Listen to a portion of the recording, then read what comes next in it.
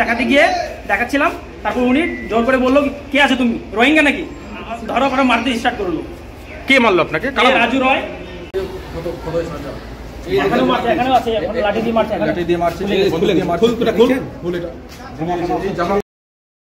রায়গঞ্জ স্টেশনে সেনাকর্মীকে রোহিঙ্গা সম্বোধন করে মারধরের অভিযোগ চাঞ্চল্য। রায়গঞ্জ স্টেশনে শনিবার দুপুরে জিআরপি কর্মীদের সঙ্গে এক সেনাকর্মীর বচসা এবং হাতাহাতি ঘিরে উত্তেজনা ছড়ালো। অভিযোগ, ভারতীয় সেনার কর্মী প্রেম আনন্দ মেহতা, যিনি বর্তমানে তামিলনাড়ুতে কর্মরত এবং ছুটিতে বাড়ি ফিরেছেন, তাকে লকআপে নিয়ে বেধড়ক মারধর করেছে পুলিশ। নায়ক প্রণান মাহাতো জানিয়েছেন, পরিবারের সদস্যদের ট্রেনে তুলে দেওয়ার পর প্ল্যাটফর্মে থাকা একটি ব্যাগ মাকে দেখাচ্ছিলেন তিনি। সেই সময় কয়েকজন জিআরপি কর্মী তাকে রোহিঙ্গা বলে কটূক্তি করেন। প্রতিবাদ করতেই তর্কাতর্কি থেকে হাতাহাতি শুরু হয়। এরপর তাকে লকআপে নিয়ে গিয়ে মারধর করা হয়েছে বলে দাবি। আহত যুবকের শরীরে একাধিক আঘাতের চিহ্ন রয়েছে। ঘটনাটি প্রত্যক্ষ করে যাত্রীদের মধ্যে ক্ষোভের সঞ্চার ঘটেছে। অনেকেই মোবাইলে ভিডিও করেছেন। তবে অভিযোগের বিষয়ে ডালখোলা জিআরপি এর আইসি রাকেশ গুপ্তা মন্তব্য করতে নারাজ। প্রকাশ্য দিবালোকে রেল স্টেশনে এমন ঘটনা যাত্রী নিরাপত্তা এবং পুলিশি আচরণ নিয়ে নতুন করে প্রশ্ন তুলে। আমার নাম নায়ক প্রণান মাহাতো, একটা আমি ইন্ডিয়ান আর্মি ক্লার্কে আছি। কোথায় বাড়ি আপনার? আমার বাড়ি রায়গঞ্জ লক্ষণিয়া। আচ্ছা, কি হয়েছিল আজকে এখানে? আজকে আমার মা আর আমার দুটো দিদি একটা ভাজিকে ছাড়তে আসছিলাম, 4টা বাচ্চা ছিল ওনার সঙ্গে। কোথায় যাবে ওরা? যাবে সোনালি। আচ্ছা, নানির বাড়ি। আচ্ছা, তো ওখানে ছাড়তে আসলাম, গাড়িটা একটু লেট ছিল, 11টার সময় আসলো। তো আমি গাড়িটা চড়ালাম, সবাইকে চড়ানোর পরে উনি গাড়ি ছাড়িয়ে দিল, চড়ালাম, একটু ভিড় ছিল গাড়িটা, তো চড়াতে চড়াতে গাড়ি ছাড়লো। আমি আসলাম বাইরে, ব্যাগটা আমি যেখানে রাখছিলাম, মা ব্যাগটা ছিল না, তারপরে সেই ব্যাগটা দেখাতে গিয়ে দেখাচ্ছিলাম, তারপর উনি জোর করে বললো কে আছে তুমি, রোহিঙ্গা নাকি, ধরো করে মারতে স্টার্ট করলো। কে মারলো আপনাকে? রাজু রয়, একটা সুরজিৎ ঘোষ, আরপিএফ। আচ্ছা, এটা কি আরপিএফ আছে, লুকায় আছে? এটা কি আরপিএফ না জিআরপি?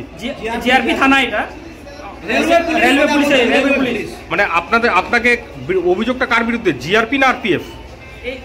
আরে এখানে যারা আছে এখানে থানায় আছে, ওরাই আরপিএফ। আচ্ছা, কেন মারলো কেন আপনাকে? ওই যে রোহিঙ্গা বলে, কে আছে তুমি, কি করছো এখানে? আমি বললাম আমি একটা সে আর্মি মানুষ, এই যে বলার পরে তাও বলছি তুই আমি আর্মি মানুষ হলে কি রোহিঙ্গা, গাড়ি বাস করে দেবো, মারতে স্টার্ট করে দিল। 2 ধর মারার পরে এখানে আসে মারলো, আমাকে লাঠি দিয়ে মারলো এখানে, আর এসে কি বলে বন্দুক দিয়ে মারলো, লকআপে বন্ধ করে মারলো, লকআপে বন্ধ করলো, কাউকে ইনফর্ম করলো না। আই কার্ড চাইলে, আই কার্ড বললাম আই কার্ড নাই আমার কাছে, বাড়িতে আছে। আপনার পোস্টিং কোথায়? পোস্টিং হচ্ছে আমার তামিলনাড়ু, কোয়েম্বাতুর, সুলুরে। কবে এসছেন বাড়িতে? আমি আসছি 28 তারিখে। আচ্ছা, আজকে কাকে ট্রেনে তুলতে আসছিলেন? মা, দিদিকে আর একটা ভাঞ্জিকে। আপনার মায়ের নাম? মায়ের নাম দ্রৌপদী দেবী। আর বাকি যারা আছে তাদের নাম? দিদি, সে দিদির নাম হচ্ছে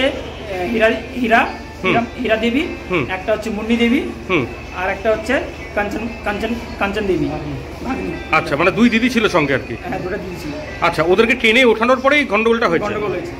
এখন আপনি কি করবেন? এখন আমি কেস করব, কোর্টে যাব, মেডিকেল করাবো। আমাকে এরকম কেন করা হয়েছে? একটা আর্মি মানুষ কিভাবে মারা হলো? প্রশাসন একটা জবাব দুক আমাকে। দাদা, আপনার নাম এবং designation? Actual sub inspector of police, মানে আমি ইনচার্জ অফ জিআরপি।